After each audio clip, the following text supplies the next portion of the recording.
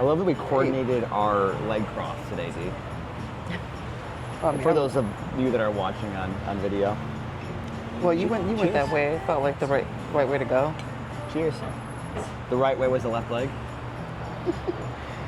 Hey guys, you might be like, where are they? Is this their new apartment? It's not.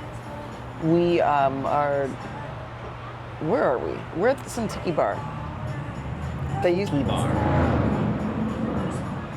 Tiki bar. That's what I said. For a second, it sounded like something else. What did you think I said? Never mind. We won't answer that. No, we've had an interesting week. But you know what I think the most interesting thing so far Good, I think. was this constant question we've been getting, like, a lot. Heightened, actually. How do you raise kids in the city? Oh my gosh. And Yeah. I don't want to spend the whole time talking about this because I feel like we've touched on this before. So if we have and you're like, oh gosh, here they are talking about the kids again. Imagine what it feels like that everything that you do and everywhere you go and that people ask you the same ridiculous question over again. Yeah. So sorry. But I think it's not so much like how to raise the kid in the city. I think it's people really trying to figure out like just kids in general, like being parents in general. Or how do you live in the city, right? I think there's two things to that, DeAnna. In that question, Switch my leg. Sorry. This is more comfortable for me. Okay, so I think the thing is they're asking how do you live in the city, and it's we should do a whole episode on just the day in the life of people living in the city because it really isn't that hard.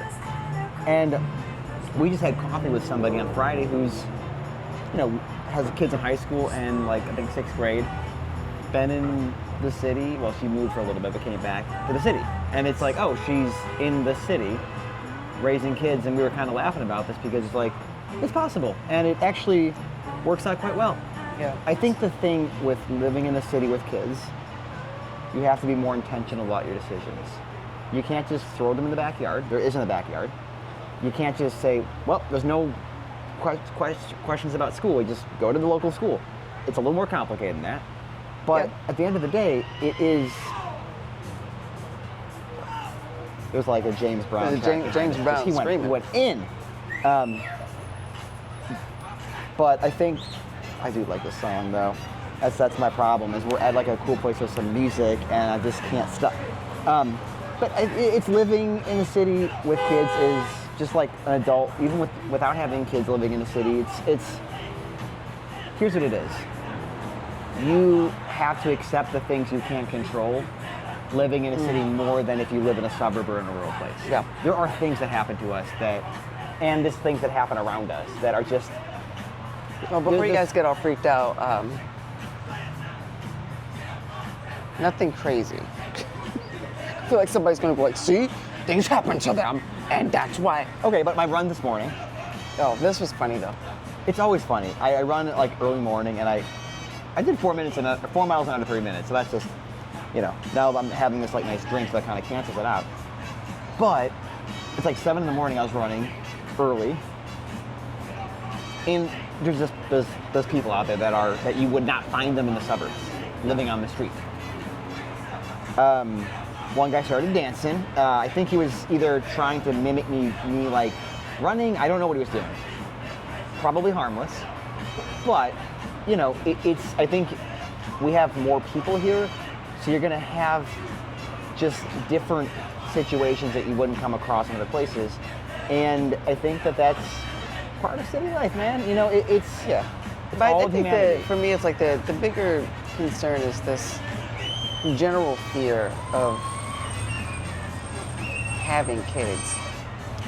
And I'm not gonna lie, there are days that I'm not scared, but there's definitely days that I feel like a lot of the decisions and things that I do are because of being a mother and having kids that I have to think about. Yeah. It doesn't stop me from necessarily doing the things I want to do, but you do kind of stop and pause and say, oh shoot, if I do this now, how's this going to affect such and such? But overall, I feel like that's a way to really think about all the people that we encounter in life. Like your kids, obviously, if you walk out on them or abandon them, like those are really bad things. Yeah. But taking it outside of just like your family situation, everything we do might affect another person, Yeah. child or not, spouse or Yeah. not. And so that thought process of like, oh, I need to, be conscious of the decisions I make, the things I decide to do. That sun is really starting to get me right in the face right now. Didn't think about that when I set this camera up. I'm like, no, that's okay. I'll be okay because I can face this way to you. But that was nice. See, he just thought about something that was going to help me out, and I rejected Because it. if I look at you, I'm just looking right in the sun. So if I'm going to look this way, I gotta have the glasses. Yeah. But Okay, yeah, well, my bad. But I see what you mean, B. Like it's Because like so much of our lives, like I think if we, go out there, you get on the bus, you get in your car, you Yeah. drive, you go to the office with the team, you hang out with people, like the things that you do. Like we were told a story today, and it was kind of crazy. Well, I don't know if you were part of it, but we were hanging out earlier, and one of our friends told me a story about how she had gone on vacation, and I mean the girls treated her so poorly.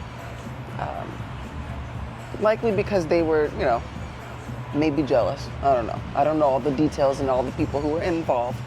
But they were doing things like leaving her out of pictures or getting a Lyft ride where she couldn't fit in the car That is with so them. petty, but also And obvious. it's like, bro, like, you deliberately, I mean, that's like a deliberate, I'm doing something to Yeah. directly affect somebody, yeah, but that's shitty.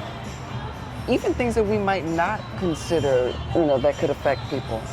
I just think in general, like, whether you're a parent or not, like, you kind of have to be somewhat consciously aware that just your presence in a room can affect the room,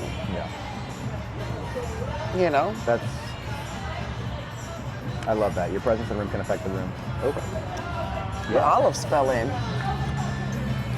I asked for it extra dirty. Dirty martini. Um, But yeah, it's all right. So living in the city, it is possible with kids. Got to be more intentional. True. What next? Well, we did move about a month ago. We might have talked about that, but we're still kind of getting acclimated into our new neighborhood. We love it. We're really close to downtown. We're about a mile. For those listeners or viewers that are Chicagoans, we're like in sort of River West, West Town. We're about a mile west of the city. Mm-hmm. And The DeAnna, I am traffic so. sucks. I'm not. I was gonna say I'm so glad that we're in Chicago and DeAnna's next thing was traffic. Okay. No, okay. So where we are, I mean, we're at it's not a great cute little place traffic. called the Tiki Bar or whatever, and it's right on Milwaukee and Ogden. Two very busy streets. The worst two streets. And if you're going in that direction, whatever direction, west, you might as well just handcuff yourself to the steering wheel. So I think Ogden, if I'm not mistaken, is actually the. I think Ogden is actually the like. Let me see here. Research. Ogden Cross Street. We used to have our iPad before we started recording, and we would be like Googling things while we were Oh yeah. recording the Ogden podcast, and now is you like- can see Bob actually Sorry. doing the Googling. Ogden is like the original Route 66, or part of the Route 66. Ogden can kiss my ass. Get your kicks because on. It's the worst. But anyway, no. To your point, yes. I think the closer to downtown, the happier I get. Yeah. Agreed. I don't. My happiness levels just sort of go like increase the closer I get to the big city. The big city. Yeah, it's what I've learned about myself. DeAnna's learned it on this journey with me too. Is 6 years ago we were living in a small suburb, a mid-sized suburb. We've done the opposite of what people typically do. We tried to live in the burbs, had little kids then, Yeah. and said, you know what, we're actually gonna raise our family in Chicago, and really glad we did. And it's been amazing ever since. Now, the things that people complain about, big cities, are true. Cost of living is higher. Sure. Taxes are higher. Traffic, what you said. Yep.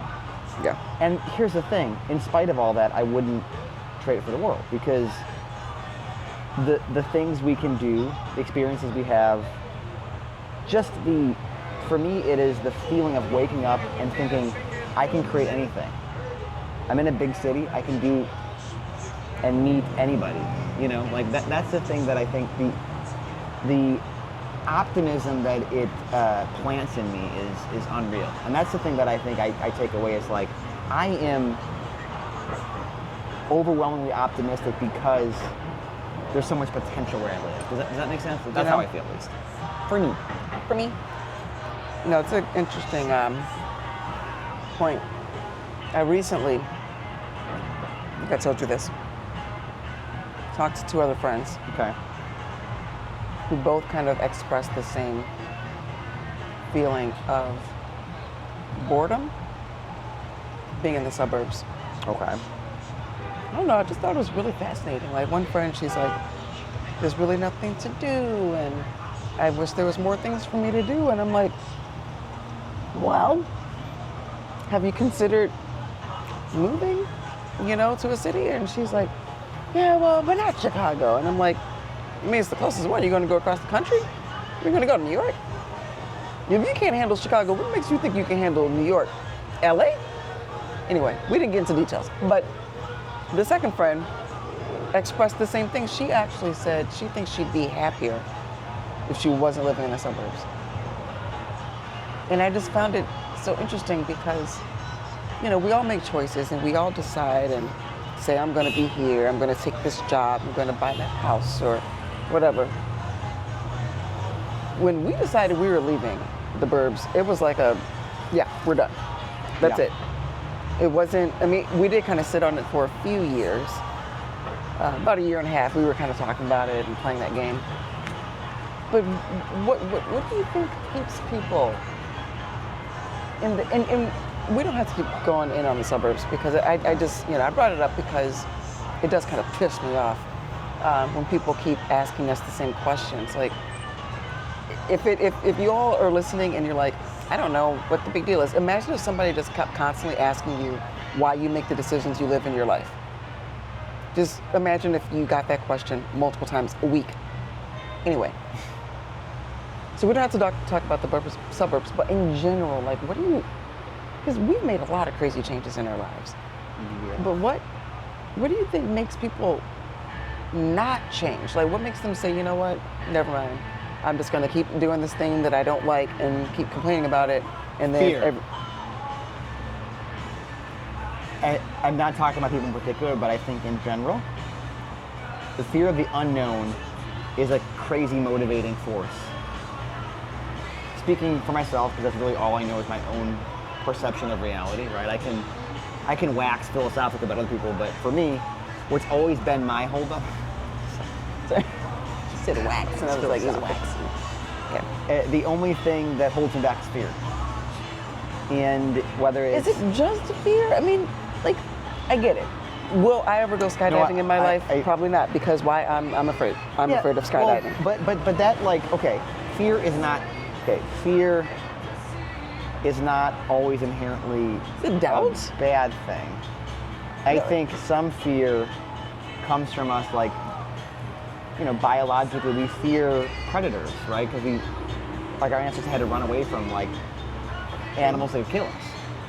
But I think that innate fear to sort of not get into harm's way is, like, wired in us, but unfortunately it acts against us when it's like, this is irrational to be fearful of this thing, and the fear is a deep-seated fear. Like, the thing is, people are scared of change because change means that now we're moving into an environment where we don't know who our predators are. We don't know if we're going to get hurt. And I think that makes sense, like, from an evolutionary perspective. I'm no like biologist or anthropologist, but doesn't that make sense to you? It's like, if we know this environment, we're okay. There's not going to be a saber-tooth tiger that, like, hunts us down. But if I move 100, miles away, I might get tracked down by these.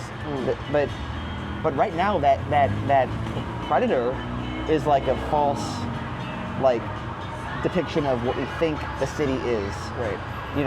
You hear sirens back here. People hear sirens and think, oh my God, there's been a gunshot. We're gonna die, right? I'm not being funny. I think, but it's no. It is possible. And there's violence. Just here, like there's everywhere. I mean, I guess there are people who have done and do things that they are afraid of. Right? Going to school, you might be afraid of failing. Or some people do move to different neighborhoods or different cities. So I don't know, there's sometimes I feel like, it can't just be fear. And maybe it is, maybe you're right. Maybe everything else all comes back to that common denominator of a fearful It's thing. not just fear, but I think fear is the root. I actually think. Is it apathy? Apathy, but I think to take it a little deeper, I do think fear is the root of all evil. Fear is. Yes. I think fear of the unknown, fear of death, fear of not having what I want, fear of failure, fear of this is just a theory. Okay. I like theories. I think people that don't believe in a higher power are fearful. What if I'm wrong? So they'd rather not believe than potentially have the fear of thinking that what I believe in doesn't exist. Does that make sense? But as soon as you said that, I think there are people who do believe, who are fearful that maybe that is also wrong. No, same thing. I actually think that people that are ardent believers, quote unquote, but don't live that way, not judging here. I'm just saying there are people that maybe sort of outwardly come across as this. They have the same fear that people that don't have any belief. There's something deep down that either they doubt it, or I thought about this some time ago when I was doing my spiritual readings and stuff, because there's a lot of different scriptures from different religious texts out there that are kind of all talk and point in the same sort of direction. But then as I'm reading, I'm thinking to myself, man, what if all of these thinkers and philosophers, what if they're all wrong? What if they all were on mushrooms and were like, I saw the lights, I saw the heavens. Or opium back in the day. Yeah, whatever they were doing. And that thought crossed my mind many, many times, where I figure I've been believing what I believe for so long that, man, if you do die and it just goes black, that's it. So, then I started thinking, I'm like, oh shit, well, what would be the point of trying to live as a good person, to try to be honest and be caring and loving and kind if it doesn't matter? So I'm not saying I don't think it matters. I'm just saying. But that's interesting. And actually, I would argue, even though I consider myself a believer in a higher power, right? I mean, and I do go to church, but ultimately, I actually think the argument that we ought to be good because of God, I actually think we ought to be good because we're human. And that is what points me to God. We should be good because we're humans?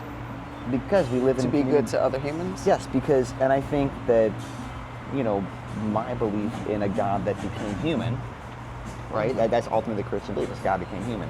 It's well, of course, I need to be good to people who are humans, because if God does become human, if we're good enough for that, then we need to be good to each other. Is that? But it's looking at things in a different way. It's not saying I got to honor God. It's no, I got to honor my brother and sister, your fellow because humans. We are that good. Does that make it's like a different way of looking at it? I agree with what you're saying. I guess what I'm getting at though is, and you don't need to believe in God for that, right? No, it's you could, but you don't need to. True. But I guess what I'm saying is if when we die, that things go dark. If we actually die. Ooh, that's interesting. But I mean, what is death? But keep going. After death, okay, your organs stop, whatever. if there's nothing there, then I hear what you're saying, but then like there's still kind of that question of like, okay, so like why shouldn't I go out there and scheme and lie and cheat and steal and make my way and take what I want in the world? And I'm not saying this is what I would do. I'm just saying there are people who, you know, who might think it doesn't freaking matter. I'll tell you why. That doesn't make you happier in this life. I think that's the thing people don't get with Jesus or Buddha or any of the prophets, you know, or, you know, the people that come and teach wisdom. They are talking about how to live good in the here and now.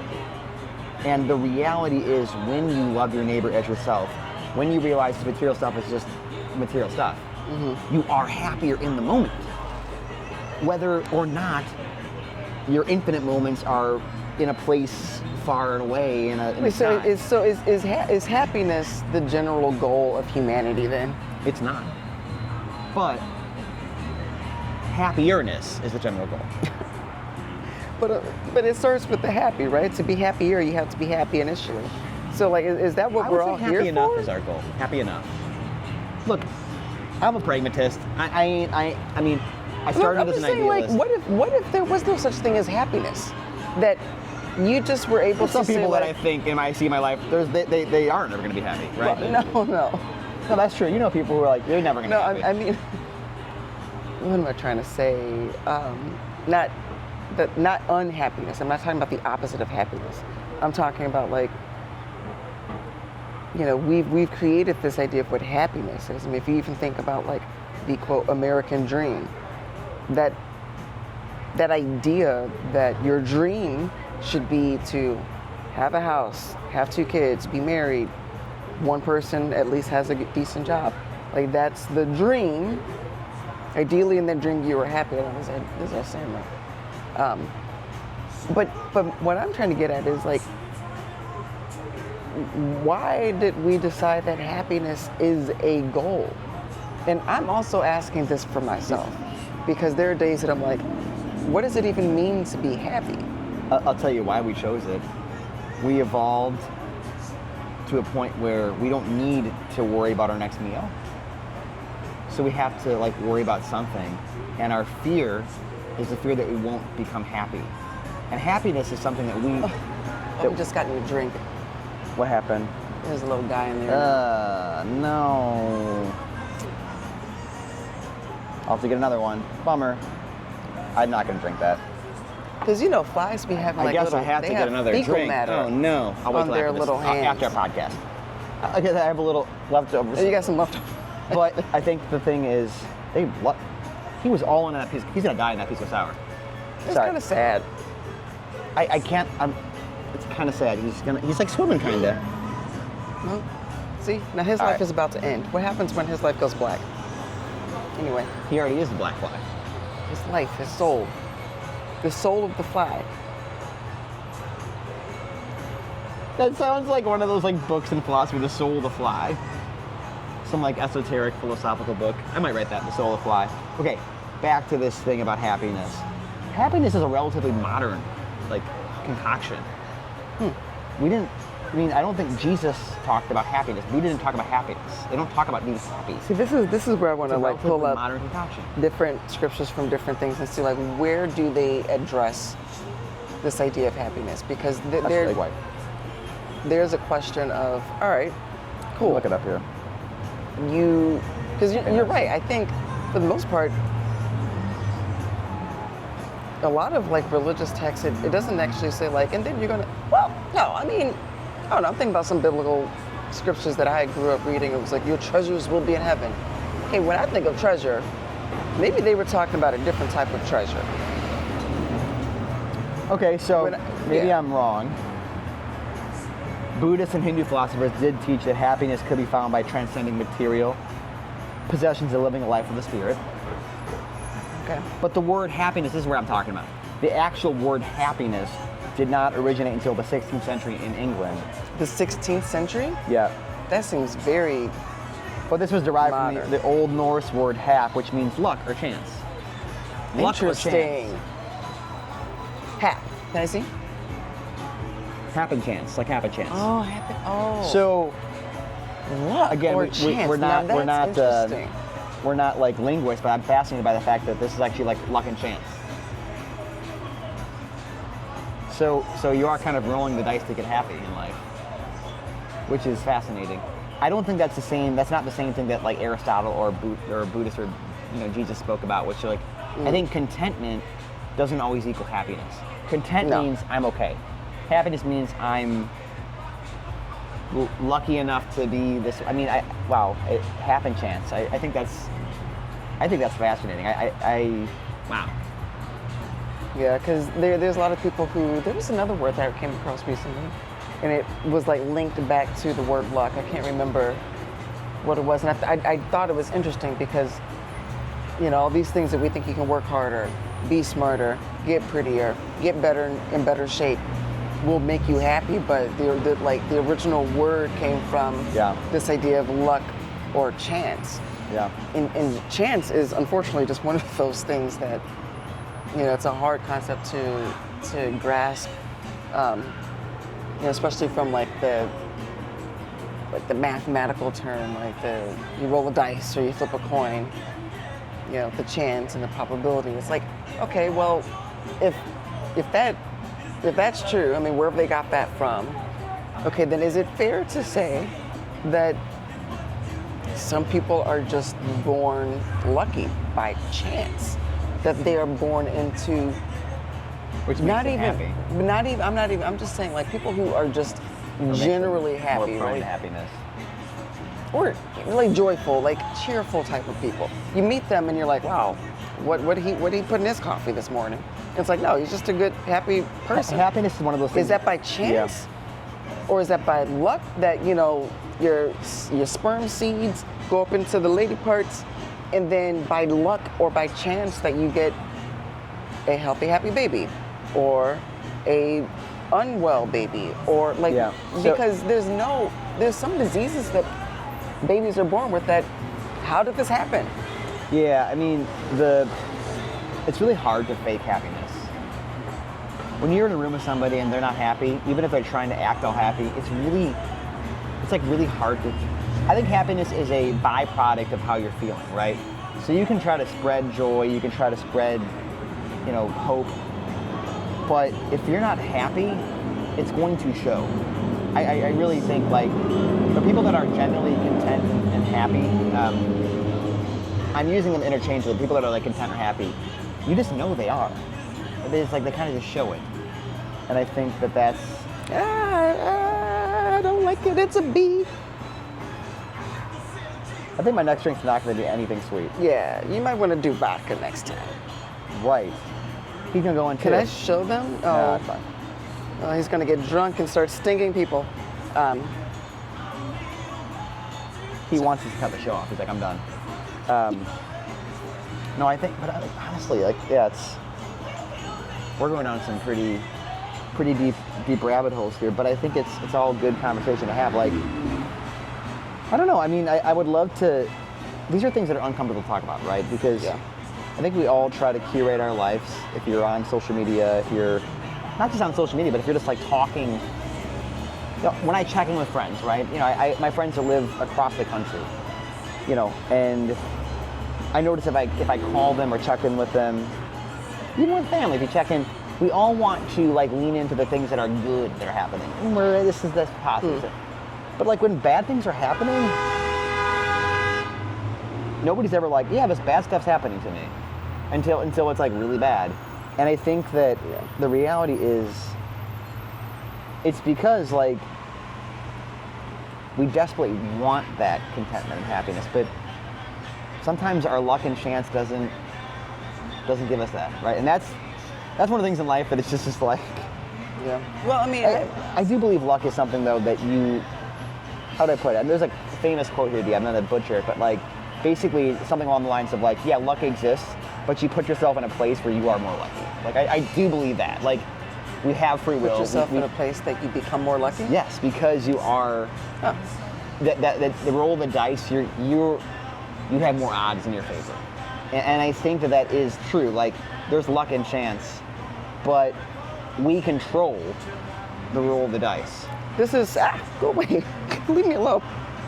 This is kind of what I think about when people say things like, well, I say this too, prepare yourself. Like if you become prepared, you can't guarantee that certain things are going to happen for you, right? Like we've been trying to plan for, our financial future, and it takes some, doing this, doing that, trying this out, honestly, kind of taking a risk here, investing your money there. Yeah. And it's all about discipline too.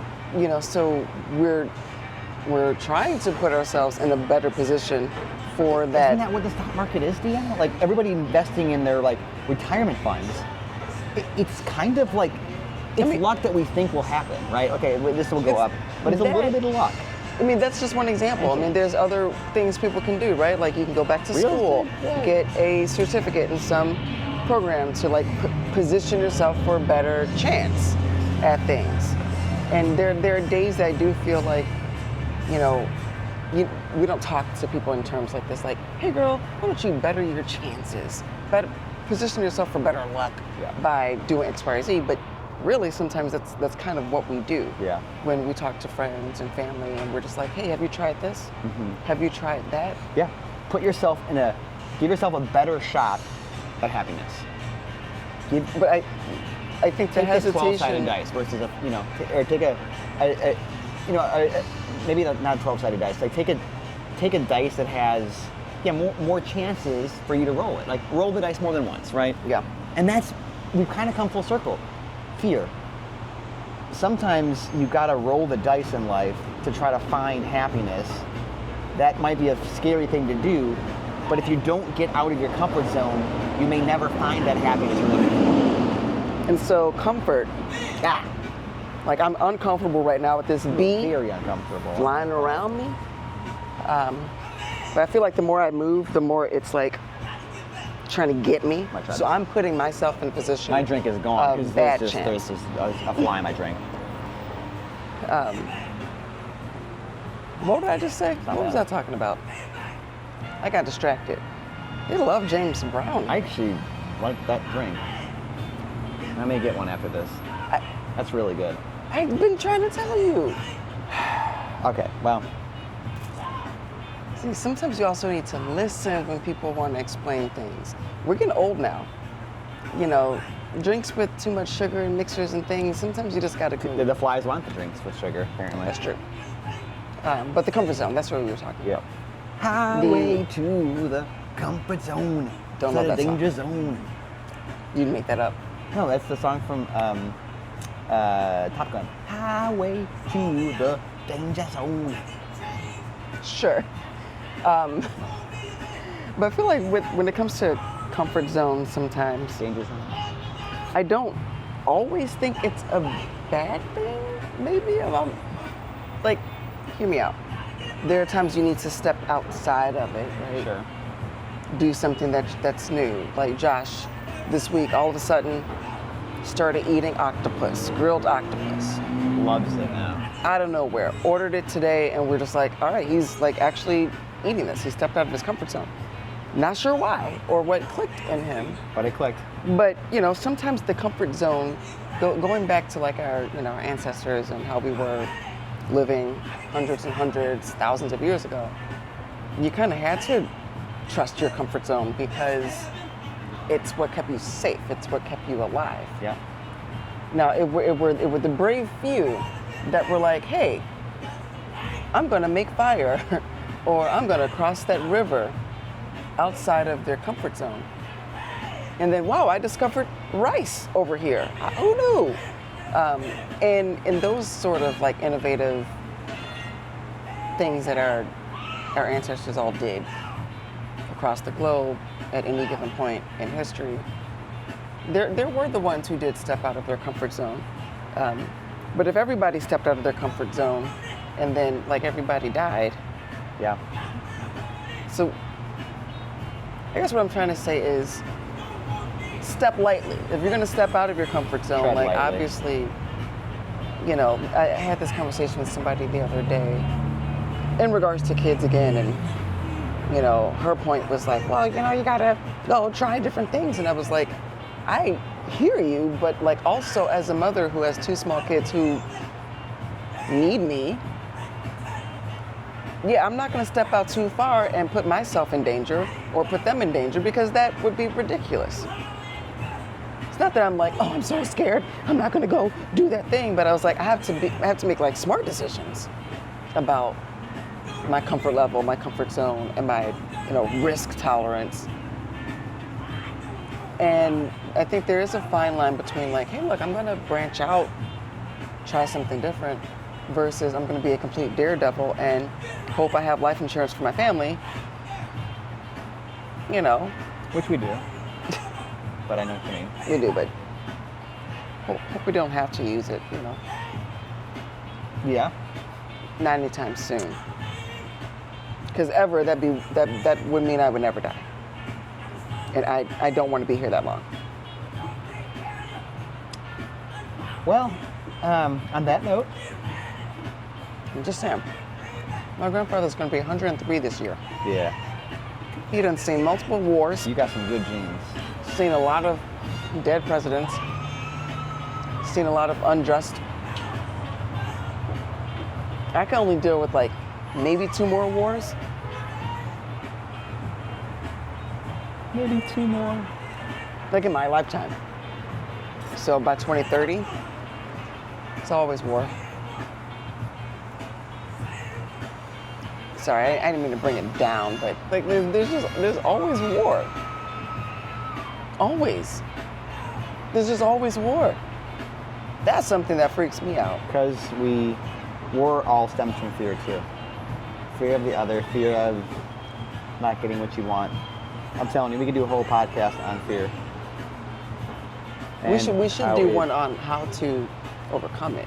Not that we've Well, necessarily that's- overcome it, but Overcoming fear is it takes a lifetime, and it takes very intense discipline and discernment, and overcoming your own internal objections to the things that you are scared of. Fear is, we could do that, but it's gonna be a series. Not there's a door over there. Ma'am. Oh. She's trying to get in the door, but clearly confused. Well, She was so afraid to try that door that she turned around and walked away. she's scared of us on the camera and in public. I do try to help people out. I see them and I'm like, let me help you. And then it's like they never hear me. Is my voice that low? I like it. No, like people like never hear me. I'm just like, whatever. Not gonna worry about it. She'll figure it out. She's a grown ass woman. We'll let you know next episode if she figured it out. But yeah, I think this is good, D. I think fear, we talked about fear, death, happiness, contentment, living in the city. What else to recap? I don't know. I'm trying to be AI here, recapping the episode for us. Oh, is that what you're doing? I don't know. It's just, No, I think we missed you guys. We haven't we did record an episode a couple weeks ago. Bob didn't like it though. Because I said some things in that I he think didn't this one's like. better. I think this one's better. But This one's better. I don't know. Maybe we'll be bold and daring enough one day. That's the bootleg version. I don't think it was that bad. I'm just saying, if you're afraid But of, in a serious note, we got the fall. We're gonna try to. We've gotten better at recording, but I think consider that like our August hiatus. We're back in. I want to deliver a weekly podcast, everybody. I think we can do. I think we can. What are you laughing at? I don't know, you said that kind of like, yes, like, I think we can do it. No, I think we've been doing fine. Yes, we had to take a little break. We moved, people. We moved about a month and 9 days ago. 8 days ago. So 8 days ago. yeah, a month and 8 days ago. So we've been busy. We have been. We've been, moving and grooving. So forgive us. But we'll be back, and we'll be able to show you guys our new place. Hopefully next episode. We just had to put a couple more bits of furniture in there. And yeah, we'll see you later. Don't be afraid of life. Get after it, but be smart. I think Put that's yourself just in a kind of, position to have chance and luck yeah, helping you win the game. happen That's it. chance. All right, guys. We will see you next week.